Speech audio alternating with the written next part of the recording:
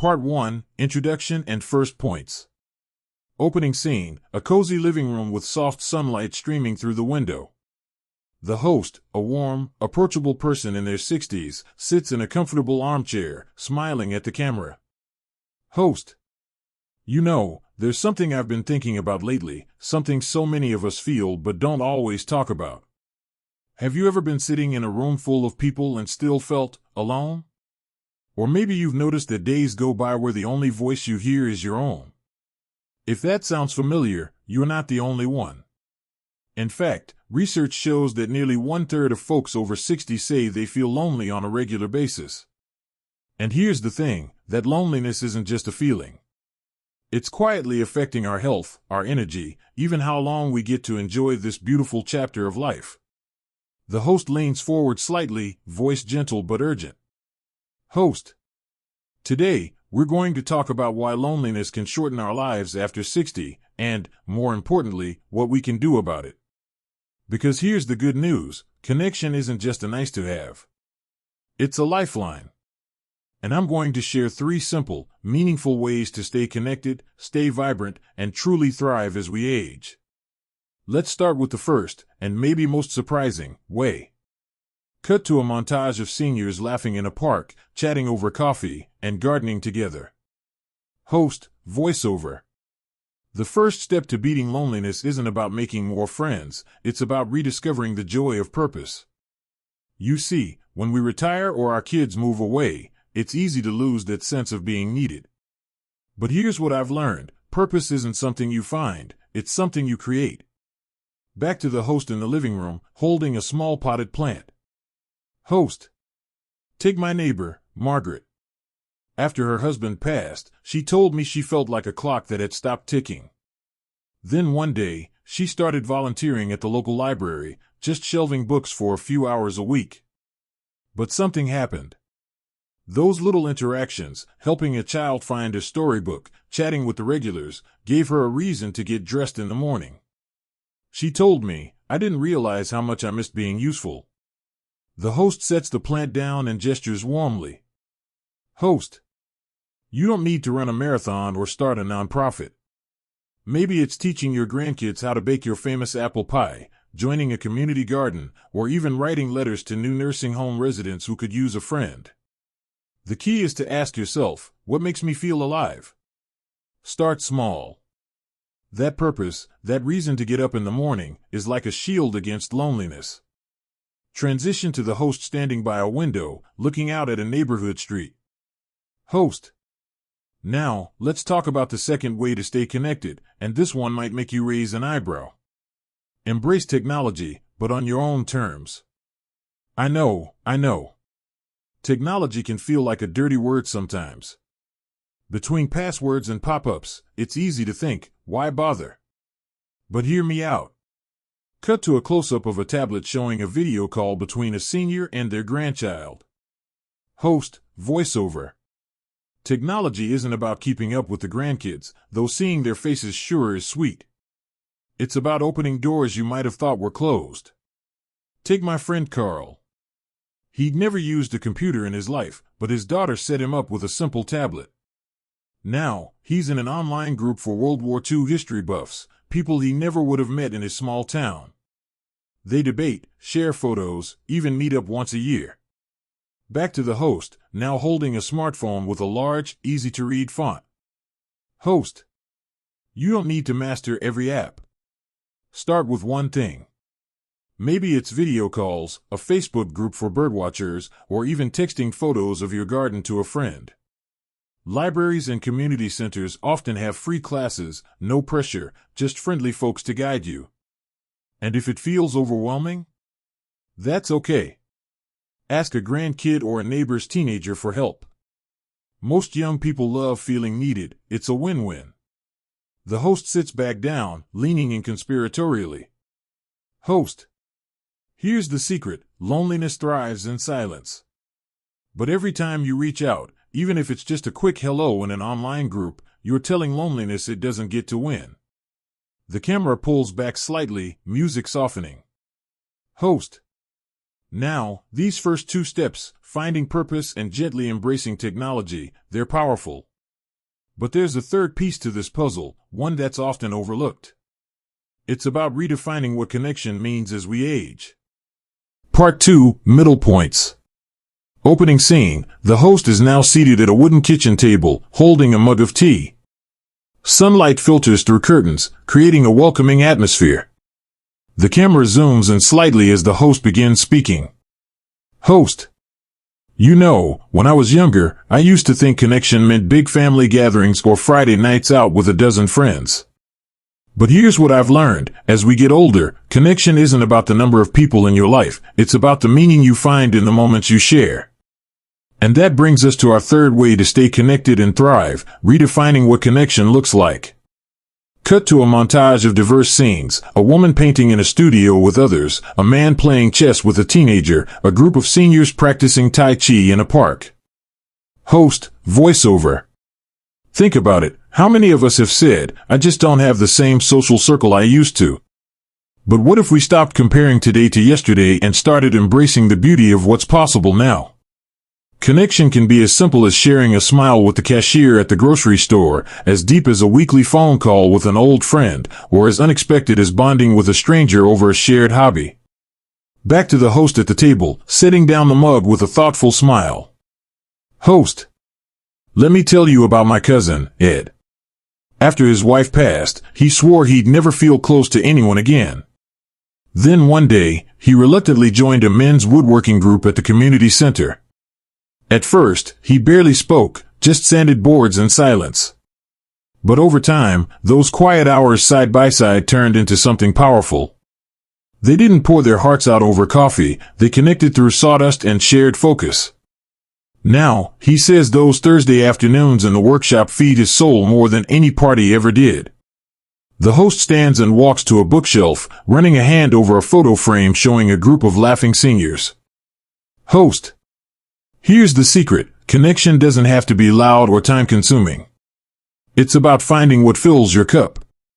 Maybe it's joining a book club where you debate mystery novels, volunteering to walk dogs at the animal shelter, or even striking up conversations with neighbors during your morning stroll.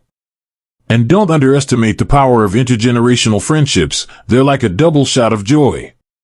Cut to a close-up of the host's hands holding a well-loved journal. Host, voiceover. I'll let you in on a little experiment I tried last year. Every Sunday, I write down one small moment of connection from the week. Sometimes it's as simple as my granddaughter teaching me a new slang word over Zoom. Other times, it's the barista at my favorite cafe remembering I take my coffee with 2 sugars. Those moments? They add up. They remind me I'm part of a bigger tapestry, even on days when the house feels too quiet. Back to the host, now standing by the window, gazing outside with a contented expression. Host. Now, I'm not saying you need to force yourself into a crowded room if that's not your style. This is about honoring your rhythm. Maybe you're someone who thrives in small groups, or perhaps you find connection through creativity, like my friend Lena, who started a postcard exchange with strangers across the country. She says sending those handwritten notes makes her feel like she's part of a secret club of kindred spirits. The host turns back to the camera, eyes warm and encouraging. Host. So here's your invitation. This week, try one tiny act of connection that feels true to you. Maybe it's reaching out to someone you've lost touch with, attending a class you've been curious about, or even sitting on a park bench and greeting passers-by. Remember, every hello, every shared laugh, every moment of being seen, it's all medicine for the soul. The camera slowly zooms out, soft music swelling in the background as the host's voice grows reflective. Host. And here's the beautiful thing, when we redefine connection, we're not just adding years to our lives, we're adding life to our years. But none of this happens by accident. It takes a little courage, a dash of creativity, and the willingness to say, I'm still here, and I still have so much to give. Fade to a serene shot of a sunset over a lake, the water shimmering with golden light. Host, voiceover. Because the truth is, thriving after 60 isn't about clinging to the past, it's about writing a new chapter, one where every day feels a little brighter, a little warmer, a little more alive. Fade out gently, leaving a lingering sense of hope. Final points and conclusion. Opening scene, the host stands in a sunlit garden, surrounded by blooming flowers and the gentle hum of bees. A weathered journal rests in their hands, pages fluttering slightly in the breeze. Host: You know, when I first started learning about loneliness and aging, I stumbled on a study that stopped me in my tracks. It said that feeling lonely regularly can be as harmful to your health as smoking 15 cigarettes a day. Let that sink in. But here's what I want you to remember: you are not powerless. Every single one of us, yes, including you, has the ability to rewrite that story.